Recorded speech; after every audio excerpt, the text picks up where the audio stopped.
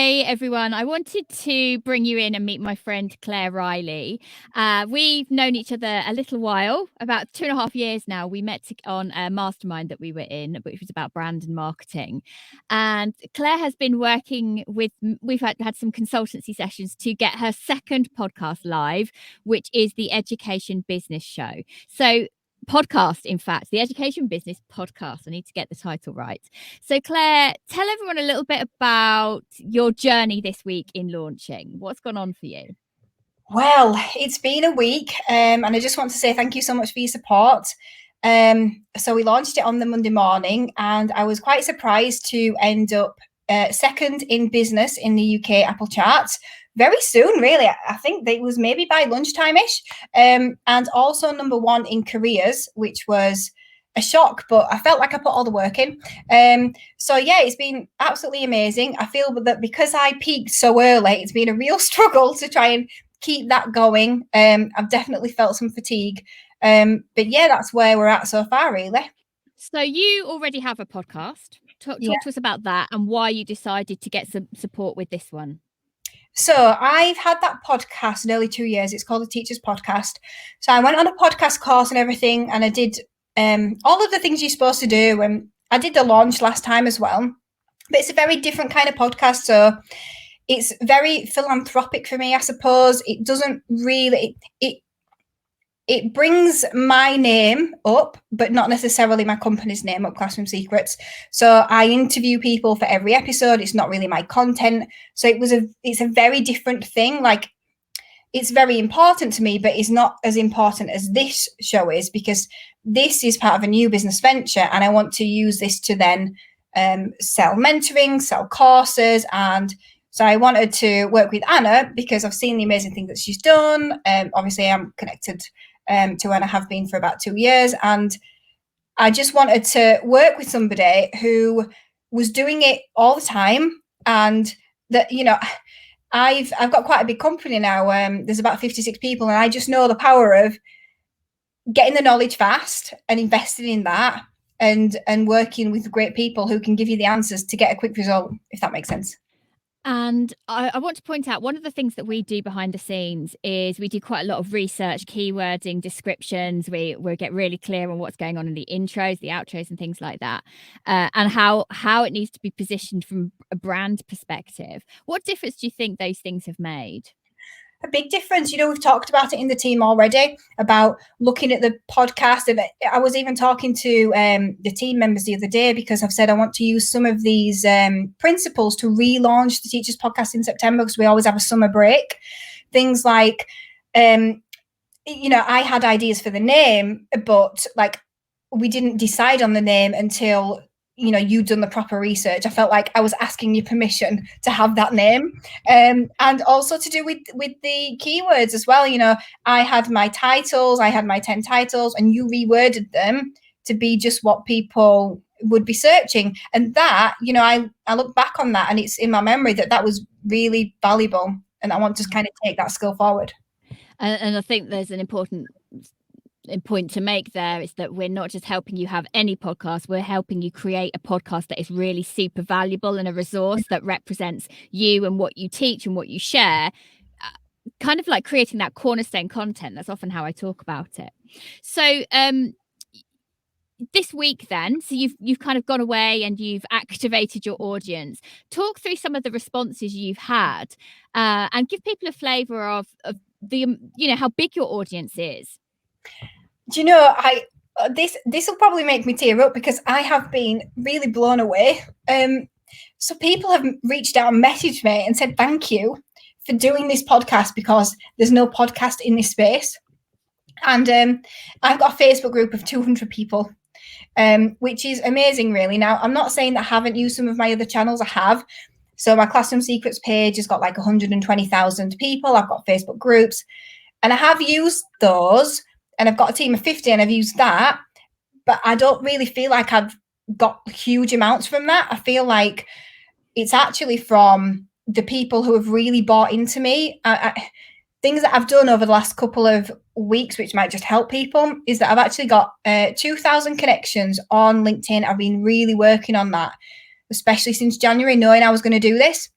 And I've messaged every single one. Well, I didn't actually, my VA did, and just said, I'm going to be launching this podcast. Would it be okay if I send it to you? And the number of people who have been really on board, which has been great. So that's something that I've done. And what's the other thing that I've done? So in the company, I've asked them to share it wide, and I've offered them a week off. So there's different things you can do, even if you've got this really small audience, to try and get the word out there. Yeah. And so getting the feedback that you've had, Claire, what's that done for you as you develop this new arm to what you're offering? I suppose it's given me confirmation that this is what people needed. I suppose I didn't realize, I knew I wanted to talk about it, but I didn't realize that this is what people would need. But I suppose confidence more than anything, I feel like moving forward that, there's a good reason for doing it. And I'm not launching really any new products or services till September. I want to give time, but I'm going to sort of launch a mentoring program. And I know that I'm showing everyone that I know something, because you can have this big company, you can be known in the industry, but you have to have an opportunity to talk about what you know. And this is what it's given me.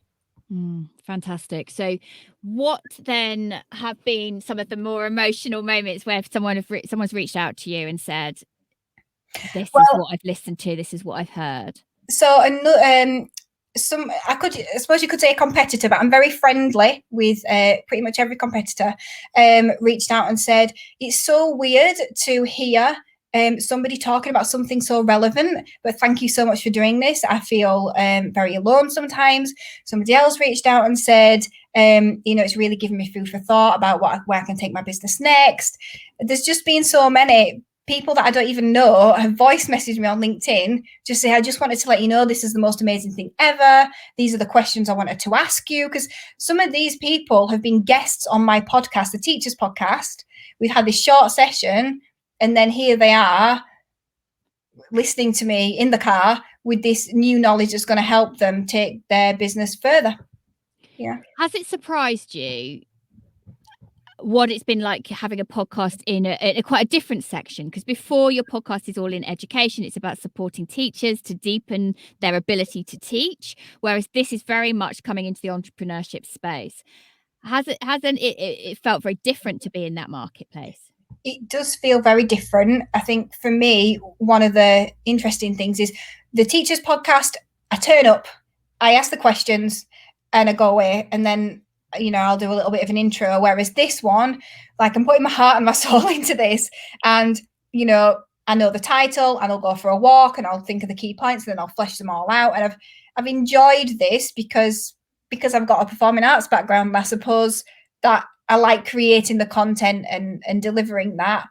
It's very different, but I feel in some ways like this is more worthwhile because this is going to get me something in the long run, if that makes sense. So what would you say then to someone who's on the fence about whether they should start a podcast, and two, whether they should get support to do it? What would your advice be? If you don't get support, you're not going to do very well.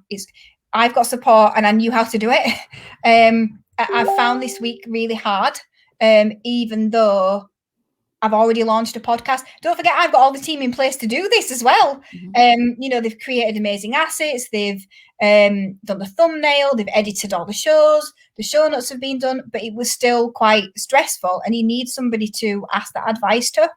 Mm-hmm. And if you don't have a podcast, then you should seriously think about having one. If you've got something important to say, even if it's the same as somebody else, they're not going to say it in the same way as you. Somebody said they liked the informal approach of the podcast, my podcast, obviously. So I think somebody else could do that in a more formal way. It's about you, isn't it? Yeah, and I think that's a really valuable thing to remember about podcasting, is that you might feel like you're going into a saturated market, but the reason people connect with podcasts is because they get to know the host, they get to know their stories, they get to know their vulnerability. There is that level of resonance and connection. And even if two different people were talking about the same subject, it's never the same podcast. No. Never the same. So Claire, then I just want to invite people to go and check out your podcast. So just remind everyone what that is. Yeah, it's the Education Business Podcast. And if you go to educationbusinessclub.co.uk/competition, then you can enter to win a MacBook. Who doesn't want that? Everybody wants a MacBook. Well, thank you so much for coming on today, Claire, and good luck as you continue to dominate the charts this week with your podcast. That's it from us. Take care.